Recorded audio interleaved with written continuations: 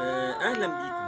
خلال السنين اللي عدت كنا دايما بننادي إنه يتقدم فن راقي، فن جميل يعلم الأجيال، وحذرنا من أفلام العنف والبلطجة اللي كان بيقدمها اللي بيقول على نفسه نمبر 1.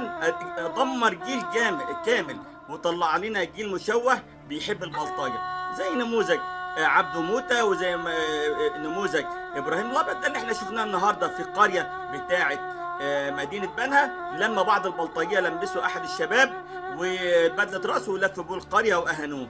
إحنا في دولة قانون، أيا كان الجرم اللي عمله اللي لبسوه اللبس ده، كان المفروض يقدموه للقانون ويحاكموه بالقانون ياخدوا حقهم، لكن اللي اتعمل ده بلطجة، ونتمنى أن يتم القبض عليهم ويتحاكموا بالقانون عشان نحافظ على المجتمع، لأنه من آمن العقوبة أساء الأدب، وإحنا في دولة قانون. ربنا يحفظ بلدنا يا رب من كل شر وسوء ومن شر البلطية دول. سلام.